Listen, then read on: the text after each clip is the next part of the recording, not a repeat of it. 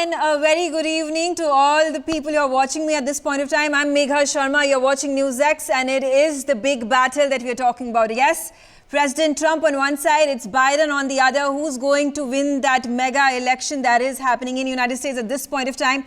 Voting taking place, people coming on, trickling in. This is early times at this point of time. Let me waste no time whatsoever.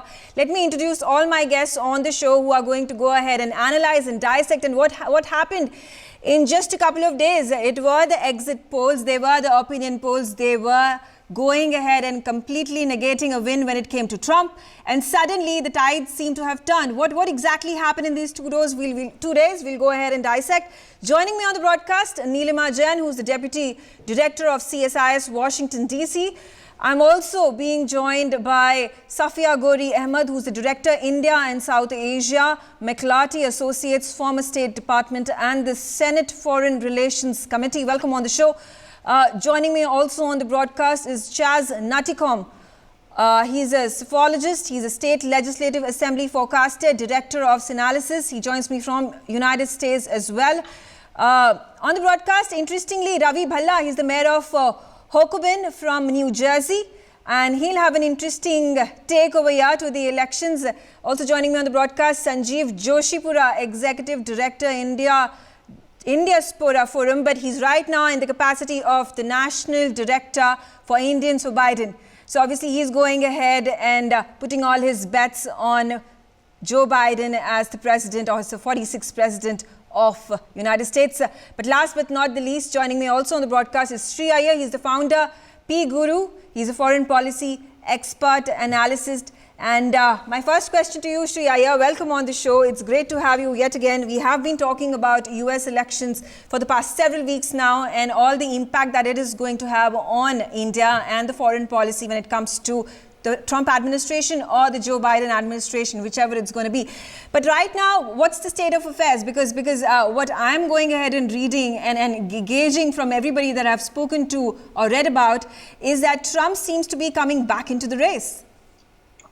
Yes, indeed. But the most important or significant thing about this election is about 100 million have already cast their votes. Absolutely. That comes to about 73% of people who cast their votes last time around. So we don't know what was the state of mind when they were actually casting their ballot, because once you cast it, you cannot change it.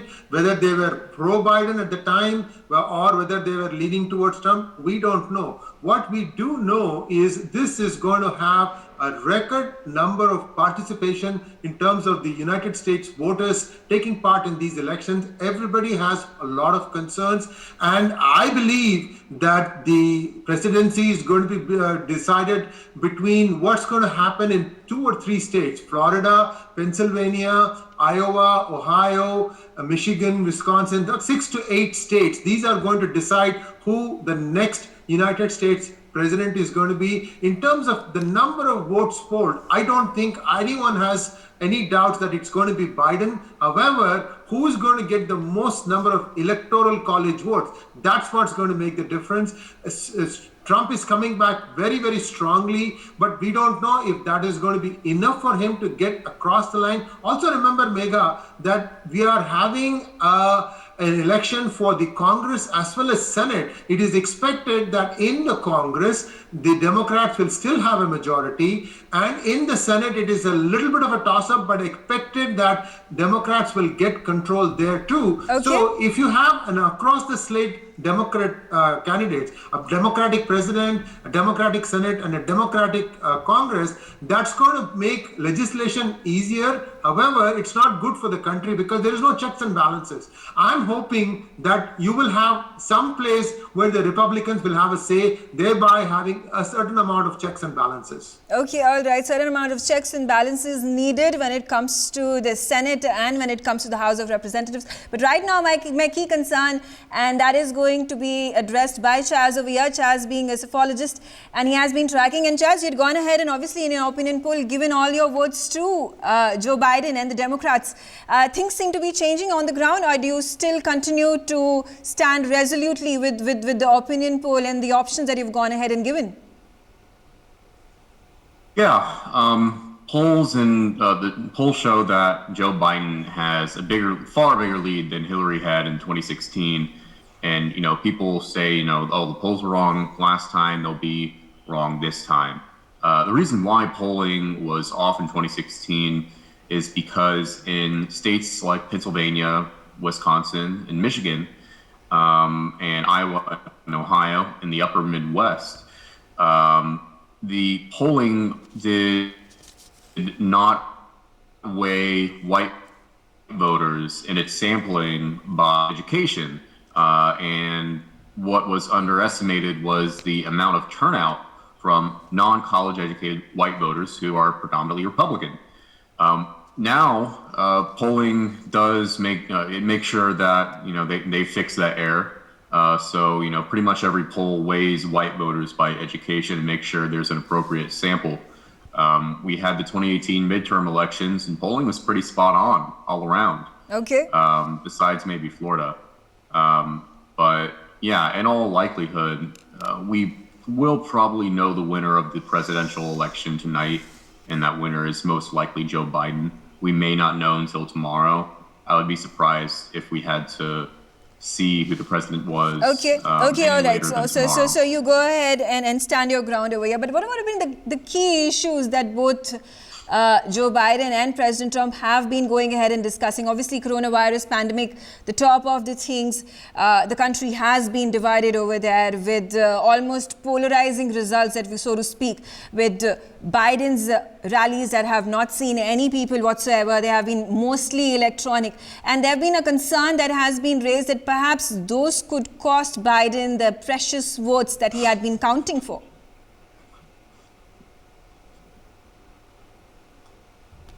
Chaz, if you can hear me. Yeah. What do you make first of all of the pandemic that has obviously gone ahead and overpowered the elections that have been taking place? Trump has been playing his own card with regards to opening up of the economy, opening up of businesses. And on the other hand, Biden has been asking people to stay home, and he's also been called Bunker Biden, and his colleagues have been criticized to be extremely timid about the whole situation at this point of time. Do you think Biden could, at the end of the day, lose those very crucial votes in the Electoral College? I wouldn't really pay attention to that noise that you're hearing. And anything about a Trump surge from where we sit is more or less nonsense. The polling has been relatively flat in the last 4 to 6 weeks. So Biden has maintained a steady lead over Trump in the key states, particularly the ones that Shri had mentioned, of anywhere from a few points up to 8 to 10 points. The only October surprise really is Trump getting COVID and then claiming that he has a cure for the disease. And beyond that, there have been no October surprises. So we're not taking anything for granted. We're not listening to any polls. The only poll that matters is the election. All right. Only poll that matters is election. But then it's also gone ahead and brought about Biden. Ravi Bhalla, you're a mayor from Hoboken, and you are a Democrat and a true Democrat at that, and therefore you'll go ahead and support Biden. But what have been the key election issues when Biden is concerned over here? And Biden has been talking about the coronavirus. He's been talking about how science is something that is to be utilized, and he's gone ahead and negated every single step that has been taken by President Trump with regards to fighting or handling the pandemic. And he's gone ahead and said that it's been a very haphazard way in which the Republicans and the administration has gone ahead taking care of the people when it comes to their health, especially in wake of this virus that is spreading. That's number one concern, and let's discuss this, and then we'll keep coming back to the other issues that have been raked up, especially during the pandemic. But then also Trump going ahead and attacking Biden and saying it is the need of the hour to open up the economy. Mind you, before the pandemic hit, United States markets were off the roof. The economy was doing fantastically well. So perhaps that would give some credence to Trump?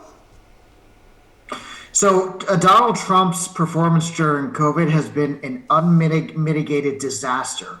Probably the worst country in the world in handling this pandemic under the worst president we've seen in the history of the United States.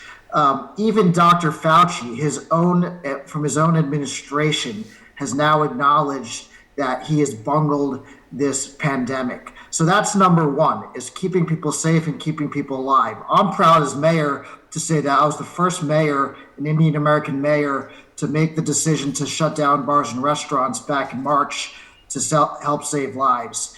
Number two is healthcare. In just a few days after the election, the Supreme Court is going to be deciding a key issue on the Affordable Care Act to make sure people are protected. And you have Donald Trump trying to strip away healthcare rights in the middle of a pandemic. It's ridiculous. So again, my message to anyone, if you're in India, if you have relatives in the US, make your voice heard, get to the polls before they close and vote. Okay, all right. I'll try to also bring in a voice from Nilima Jain over here. Nilima, what do you make of the elections that are taking place at this point in time? You're sitting out of Washington, D.C., I believe. What's been the noise like? Have you gone ahead and voted, first of all? What's the situation like? No, I cannot vote. I'm not eligible for voting, A. B, I think we need to just be prepared for a more not very normal post-election period. The modeling has shown that Republicans are most likely to vote in person and Democrats are most likely to vote by mail. So early counts will show GOP, in favor, but we need to wait for a lot of swing states, the results from the swing states to come in. Right. Florida, Georgia, North Carolina, and also we need to wait for. And I suspect that it will take days to count all mail-in votes, at least in Pennsylvania. Okay. So I think right now we're all watching a crystal gaze. What do you make of President Trump going ahead and alleging that the polls are rigged, especially the ones that are the mail-in polls and the mail-in ballots? And he's gone ahead and even warned about taking these elections to the courts. How exactly is that going to pan out? How are citizens of the United States going ahead and reacting to that? Nilima, if you can hear me. Sorry, I didn't get that question. So the question is over here that President Trump going ahead and threatening that he's going to boycott the polls, he's going to especially go ahead and take them in the courts, because he's gone ahead and claimed that the mail-in polls are in fact going to be rigged, and a majority of them, 100 million and nearly 100 million of the voters have gone ahead and utilized that particular option to go ahead and vote. How exactly is the citizen in the United States going ahead and taking into all that has been coming in? Well, the citizen in the United States is prepared for a post-election period, which will be remotely normal. Even if you get the result, you're going to anticipate months of wild maneuvering and protests. And I think at the moment, if you look at the shops in downtown, they're all shuttered. Mm-hmm. So I guess they're all prepared for not a very normal post-election period. Okay, all right. It will be a turbulent time. Okay, and let's also try to understand the other key issue that has been the talking point, the contention point between both the leaders. It has been about the green economy that President Trump has sort of been evading at this point of time. Non-renewable energy is something that has been the focal point. Biden has been completely putting his foot down and saying that he's looking to go ahead and get back to the Paris Accord, which Trump has been threatening to withdraw from. How are you looking at it? Being part of the CSIS think tank, how does that sort of bring about United States in the global forum, especially when it comes to this particular point, the green energy issue that has obviously been making environmentalists across the globe alarmed? Well, the way I look at it, if Biden comes to occupy the White House, there is a legislation that has already been introduced to boost the US-India clean energy and climate cooperation. So that's a good sign. I'm rooting more and more for this bill to pass, because then there is a direct alignment on a certain subject that is becoming increasingly an urgent issue. And we've seen that Biden has been a popular advocate of climate change. All that we have seen from the Trump administration is retrenchment from climate change goals, retrenchment from COP21 agreement. And I think that trend will only continue. Okay, all right. And before I let you go, Nilima, and go on to the other guest, a very important, crucial issue, the China issue.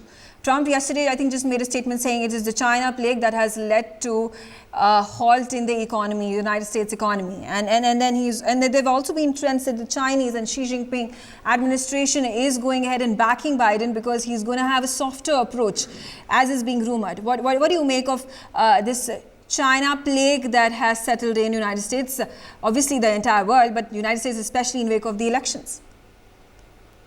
Well, I will again look at it from US-India ties lens. All I can say is China has brought the US-India relationship to the fore. It has strengthened it. I think what India should continue to do is look at diversifying its multilateral diplomacy. China is one reason, but one must not just focus on China because Indo-Pacific is an emergingly important region. And we must look beyond China.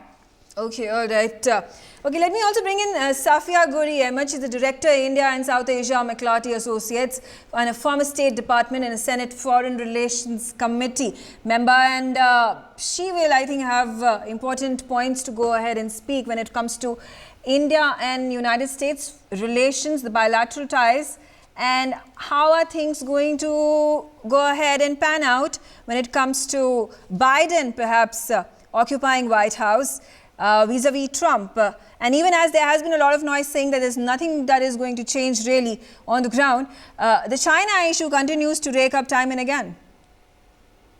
Thanks, Megha. I do think that the U.S.-India relationship is a solid one. I think that it's a bipartisan issue. You've seen Democrats and Republicans embrace India in a way that is consistent across the board.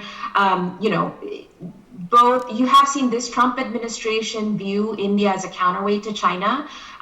You have seen the Trump administration's campaign against China been seen as draw themselves closer to New Delhi, and so they have used that as a point of strength in their discussions. You saw the 2+2 dialogue take place between Secretary Pompeo and Secretary Esper with their Indian counterparts this week. It was very much pointed towards defense cooperation with India, very much against cooperation with India against China. So you're seeing that very much. But Biden is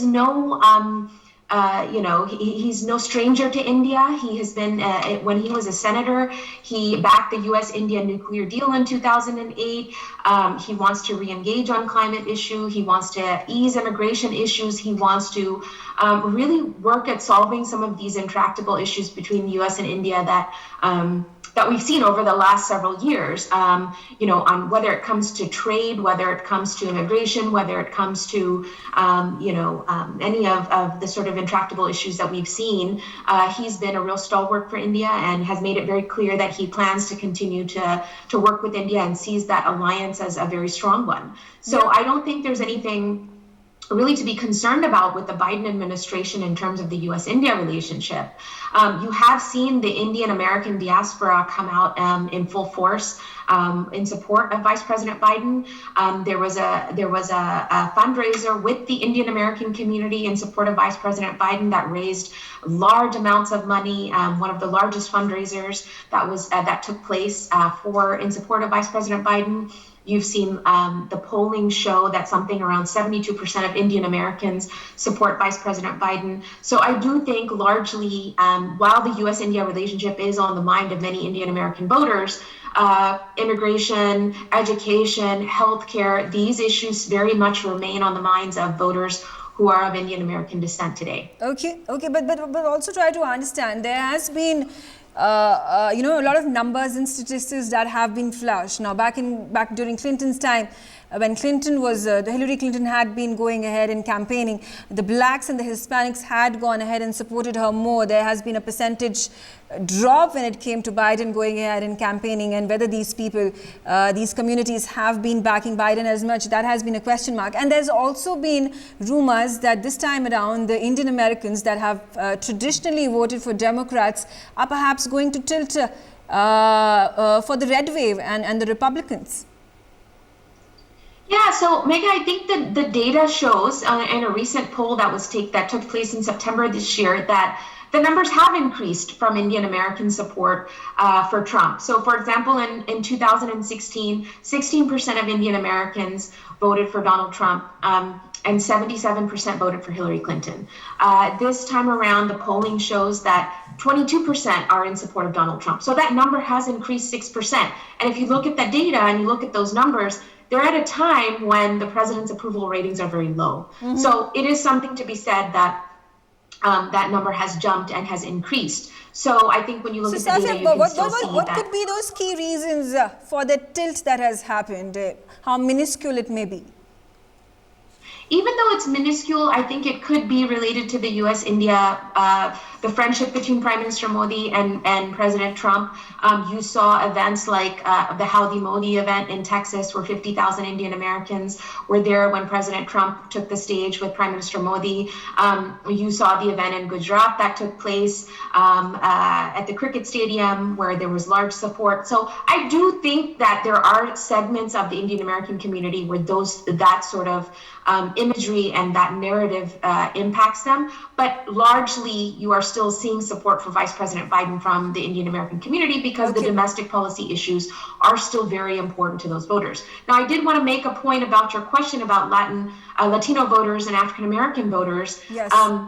Turnout is the key for Democrats.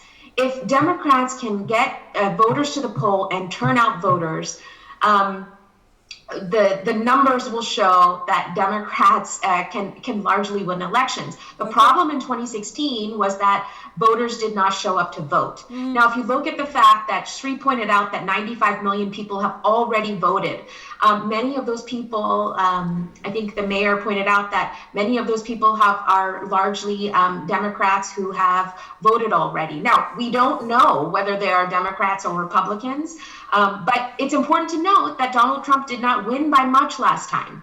It was not a landslide victory. The popular vote wasn't in favor of Trump. I'm sorry? I said, in fact, the popular vote wasn't in favor of Donald Trump. Exactly. So we're seeing an increase in voter turnout. We're seeing the polling again show large numbers of support for Vice President Biden. We'll see what happens tonight. And I actually agree with Neelima that I'm not sure we will be able to know tonight a victory that who is the winner tonight, simply because several states have different policies when it comes to how they count those ballots that have come in earlier, the absentee ballots. For example, Florida is very fast when it comes to counting ballots, absentee ballots. North Carolina and Ohio, they count them later. I think there's several states. Pennsylvania is actually the slowest state to process these votes. So some of these states, and I think people, the news networks are going to be very cautious about calling a winner tonight. So we may not see a winner tonight. And I think that's very important for the international community to be aware of. That doesn't mean that it's chaos. It means we're still counting. Let's go straight to Maryland, close to Washington, D.C., where my colleague Firas Ismail has gone ahead and filed this ground report from. By tonight, more than 150 million Americans will have cast their ballot. If the election proves to be a landslide, the winner will be announced by midnight in the U.S.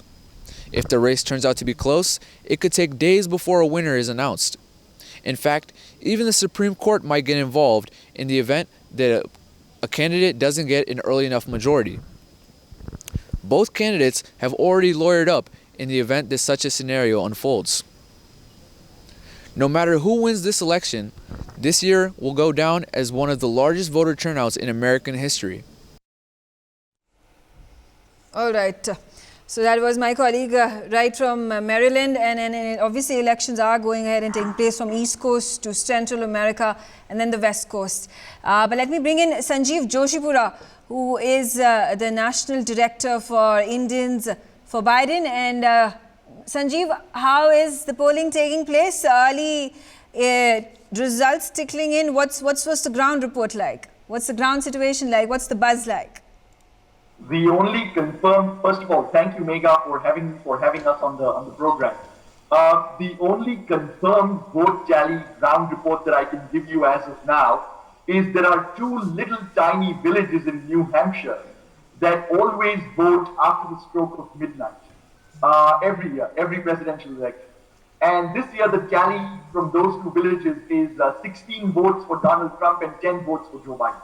That is the only confirmed tally I can give. Okay. But apart from that, just on a more serious note, you talked about some tightening in the polls. Well, let me echo Mayor Bhalla's perspective. For the most part, there has been not that much tightening. There has been some tightening in certain states in favor of Trump. I mean, the polls are still in favor of Biden in those swing states, but the margin has slightly narrowed. But there are other states where the margin in favor of Biden has actually increased. Just to be clear, it's not like there is an enormous tightening of the polls that has happened in the past couple of days.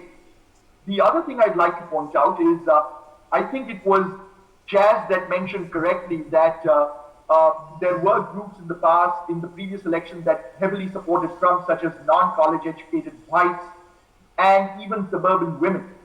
And if you look at the demographics of the polling beneath the headlines, not just look at sort of Pennsylvania polls or, Arizona polls or what have you, but look beneath that and look at the demographic level in those states, you will find, which is very encouraging from a Biden perspective, that the gap in the non-college educated whites has decreased a little bit in favor of Trump. So it's, a little bit, Biden has reduced that gap. And in fact, some polls show that for suburban women, Biden is actually in front now this time as compared to the previous election. So that also is very hard. In terms of the 95 million voters that Shri and Sophia were talking about that have already voted by mail or early voting, in some cases absentee and so on and so forth, there has been exit polling done in that regard. And among the previous voters that have voted in the past and among the new voters that have never voted before, the trend is showing in many states, in many battleground states, that those voters tend to be Democratic more than Republican. So again, that's heartening for Biden. Okay. So on various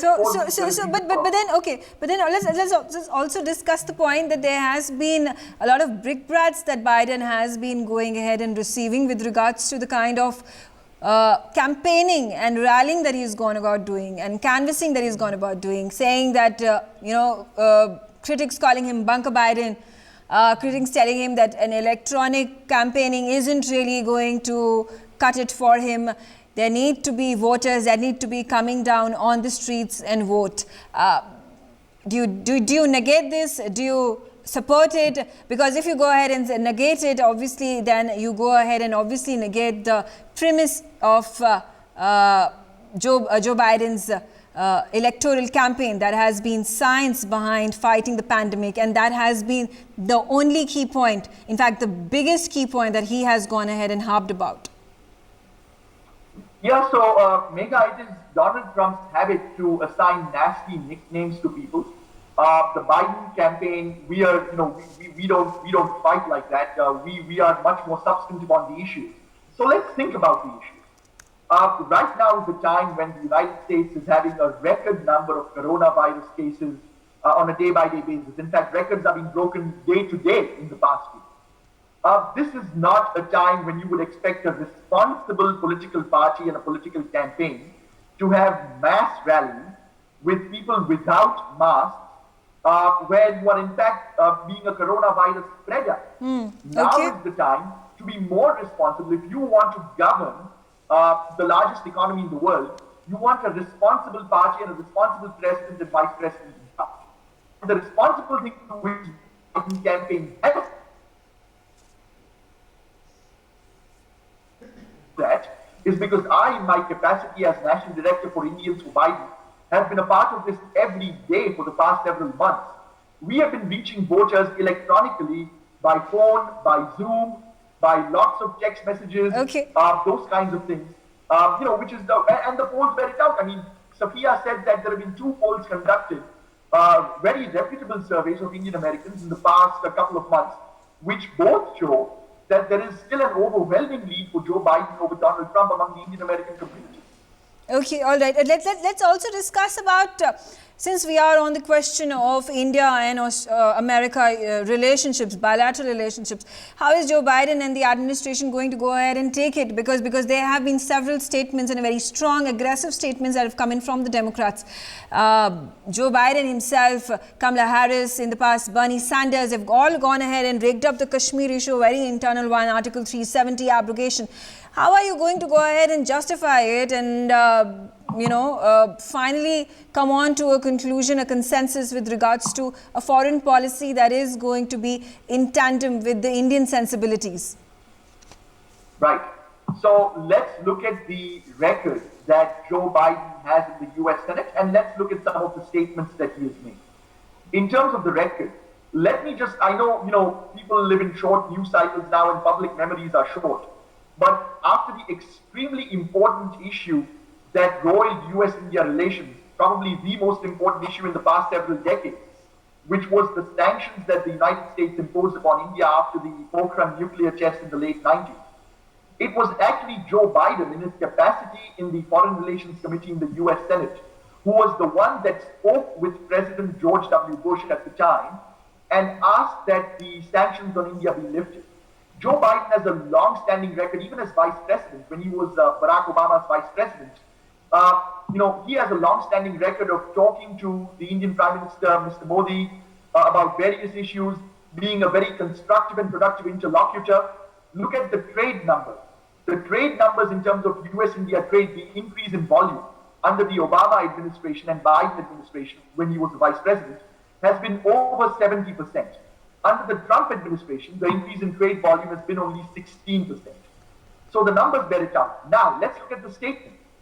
Joe Biden has made very concrete statements. In fact, these are all for the public record on the Biden campaign website for anyone to view, that there is no global challenge that can be solved, no material important global challenge that can be solved unless the US and India work constructively and productively together. He has also said that it is in fact his dream that in the 21st century, the United States and India should be among the world's closest allies. Okay, so this is the all right. So those are the stands that have been taken by the Democrats, by Joe Biden. He has been in Obama's administration for the last 42, 43 years, and now he's going ahead and projected himself as the president of the country.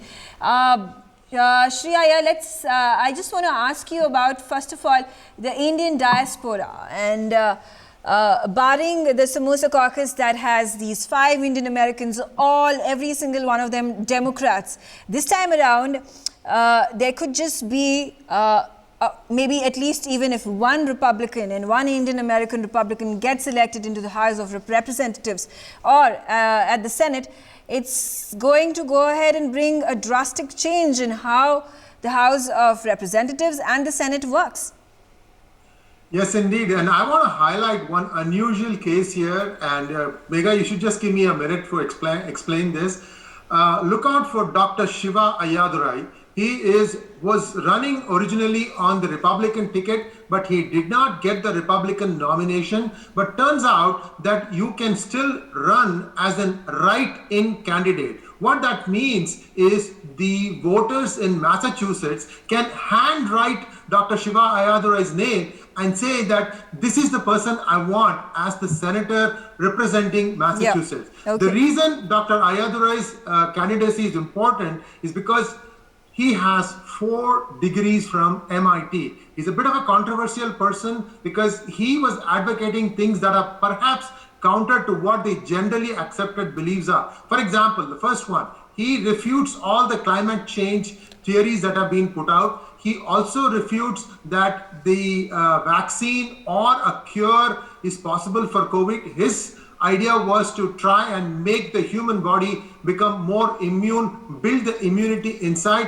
which is what, after 3-4 months of his articulating this, now the world is turning around and saying, yes, we need to build our own immunity. So he is being proved right in many of these things. The fundamental reason I would like to see him in the Senate is because you need some brain power there. When the likes of Mark Zuckerberg or any other technology CEOs, I'm from the Silicon Valley, and I know how to talk techno babble that can easily spin circles around the senators and congressmen and women, because most of them have only legal background. They may not understand the mumbo jumbo beyond Twitter, retweet, this and that. I'm not blaming them. It is just that that's not their forte. In America needs some people who can drill down the details. What happens when Zuckerberg comes for a hearing in front of a panel? Yes. The aides of the particular senator will give them, ask this question. But the senator cannot ask a follow-up question because that senator doesn't understand the subject in depth. What we really need is brain power there, and I hope that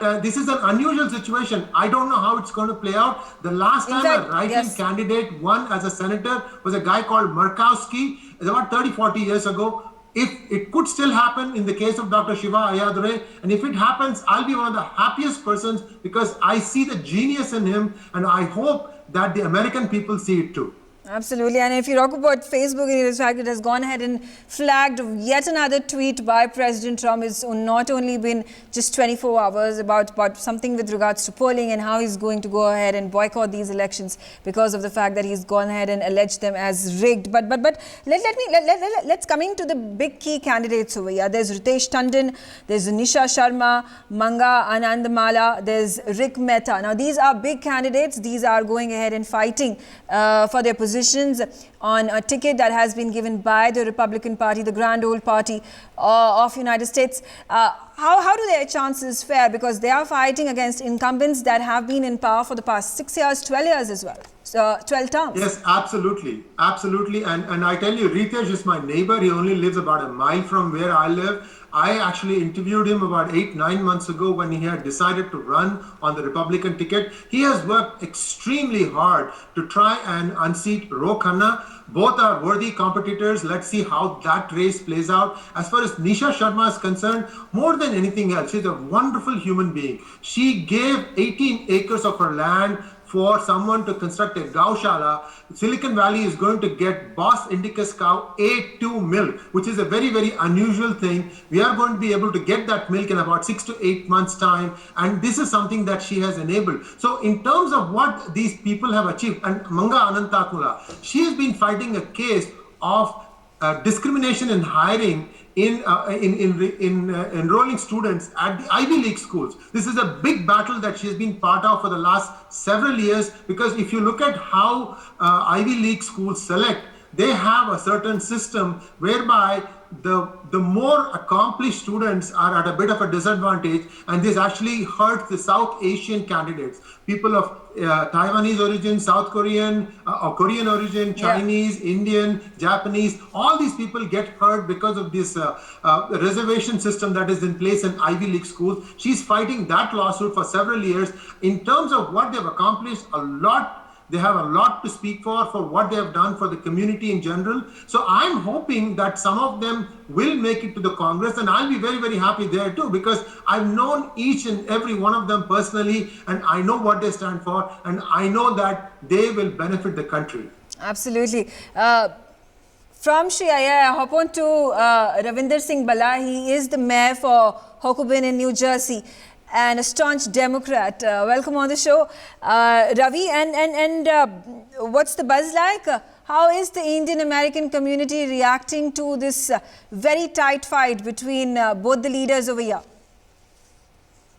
Well, they are throwing themselves into the ring, and it's as Shri said, it's a very proud moment that there are so many Indian candidates at the federal, state, and local level. So no matter whether these candidates are Republicans, Democrats, independents, or write-in candidates, the important part is that Indian Americans are finally stepping up and getting involved.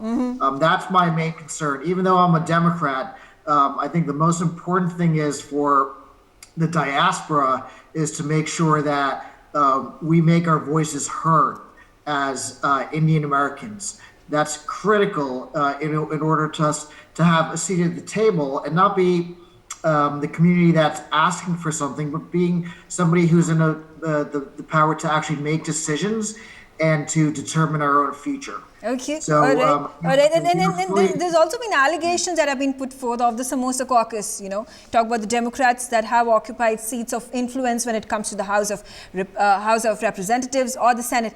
They've hardly done anything for India or Indians. How do you take that? And do you think that things might just change with people in the fray, the likes of Ritesh Tandon or the likes of Rick Mehta, Manga, Nisha Sharma? If these people come to the positions of power, things could change, things could look a different way when it comes to both the houses? I'm not going to analyze each race other than, here in New Jersey, Rick Mehta has little to no chance to be Democratic candidate Cory Booker, who parenthetically is not only a great friend of mine, but is a great friend of India. He has visited India and he has almost ascended to win the presidential nomination. I think what's important, as I had said, is that people step into the ring. And even though Rick may not win tonight against Senator Booker, the fact that he actually ran and took that chance is a victory of itself. Just getting involved and running for office is in of itself a victory, win or lose. Okay, all right. What are the three key issues that have been picked by Joe Biden as the presidential candidate, that resonate with the Indian Americans? I can't speak for all Indian Americans, but I think Indian Americans are just like every other American. We care about healthcare. We're concerned about the pandemic. We're also very concerned about immigration issues. Increasing the number of H-1B visas, getting opportunity for people who come from India who want to immigrate to the U.S. To have the ability to have a future here if they choose. And, last but not least, the economy. We all want to see a place where our kids can go to a good college, get educated, and live that American dream. Okay, so these three issues, all right. Bang on over there. But also let's talk about, do you think people in America are voting with regards to what is happening geostrategically, especially with China going ahead and raking a lot of eyeballs, the pandemic that had the origin point in Wuhan, China, and then obviously a number of trade sanctions that have been put forth. There has been espionage charges that have been put forth on China. There has also been these rumors and these allegations that have been put forth by the Republicans onto the Democrats, no less Joe Biden's son, Hunter Biden, who said that there was a deal that had been cracked between him and a Chinese firm back in 2015. And there have been counter allegations that have been put forth on President Trump as well and his family as well when it comes to his dealings with the Russian firms and the Ukrainian firms and things like that. That's a carry forward from 2016 to 2020 at this point of time. Do you think people are also keeping this in their conscience while voting? I think the people who are doing that are already voting for Trump. People who buy into conspiracy theories about this person was on this board and did this, therefore, Joe Biden is somehow evil is the type of garbage that Trump has earned a reputation for. But at the end of the day, democracy is a messy thing, and that's okay. What we have to be most concerned about is what Neilma, for example, was pointing out, is that we want democracy to be messy, but we want it to be peaceful. We don't want civil unrest. We don't want disruption. We don't want anyone hurt. We want people to cast their ballot in a democratic way. That's what both India and America are really all about. Okay, all right. And on this note, I would like to also get in Chaz, Narikom. Chaz, coming back to you, sophologist, you've gone ahead and analyzed, you've gone ahead and broken down all the numbers, all the statistics have been done by you. What do you still stand by the position that you've taken? How are things looking with regards to Joe Biden versus Donald Trump at this point of time? Yeah, so in our final forecast, we have Joe Biden at 389 electoral votes. He needs 270 to win. Pretty much, the reason why I was saying we should know the winner of the election on election night tonight is that Trump needs to win 4 states that in our forecast we have him losing, and other prognosticators have him losing as well. That's Georgia, that's North Carolina, that's Florida, that's Texas. We should know the winners of those by tonight. Maybe not Georgia, to my understanding, but those are states where in 3 out of the 4 of those, Joe Biden has the very slight polling lead. And you know, Trump needs to win all of those states, and that's very tough for him to be able to do. So, you know, this election should be called for Joe Biden in all likelihood tonight. Okay, all right. And specific focus has been given on Florida and Pennsylvania, and these are amongst the 2 of these swing states where both the leaders have gone ahead and campaigned in full-fledgedly. What's your take on that? And they've also gone ahead and said that while early voting or postal ballots have been in favor of the Democrats, it might just be Trump who might get the edge, as has been in the past back in 2016 when Hillary Clinton was fighting against him. Yeah. So, yeah, Florida, Florida, I wouldn't be surprised if actually Trump won Florida. But that doesn't necessarily mean he's won. There's still, he could still see Joe Biden get over 300 electoral votes while Biden loses Florida to Trump. It's a 50-50 toss-up state. Mail-in votes, early votes, those have skewed Democratic. Data and research and polling has shown. Pennsylvania, we won't know who wins Pennsylvania tonight, most likely. I think because with the way the counties, the small, local governments, they count differently with these later votes. Instead of people who vote on election day, those votes will come in tonight for the people who voted today. Okay. Some of these mail-in votes, they won't be counted for a couple days. So we may not know the winner of Pennsylvania tonight, but that doesn't necessarily mean we won't know the winner tonight, because Pennsylvania may not. All right, but I keep coming back to my question over here, and that only makes the race even more interesting than it already is. That while the forecasters had gone ahead and completely given a foregone conclusion that, opinion polls went about saying that it is going to be Joe Biden that had already taken the lead, and he is going to be the next presidential candidate, and he is going to go ahead and occupy the White House. What has happened in just the last 24 to 48 hours that the predictions and the sophologists have gone ahead and now put their bets on President Trump, saying that he is going to rally from behind and come a winner? And that's to me? Yes, that's for you. Yeah. So polling has narrowed in some of the swing states. Arizona, the polling has gotten tight there. Biden still has a slight lead, though. Florida as well, in several of the states. But in some states like Wisconsin, which is in the upper Midwest, and that was the state that made Donald Trump president in 2016. That was the tipping point. Wisconsin polling has gotten worse for the president, actually, in the last few days of the campaign. The reason why, in all likelihood, is because the coronavirus cases, the pandemic in Wisconsin, in per capita, has gone through the roof. It's the worst in the country right now. Okay. And so, at the end of the day, Donald Trump is the president right now. So he takes responsibility for, whether the country is in crisis or whether it is fine and healthy and everything else. All right. Earlier in the year, we didn't have a pandemic. Okay, so there we have it. There we have it. A psephologist right from the heart of United States going ahead and placing his bets on Biden.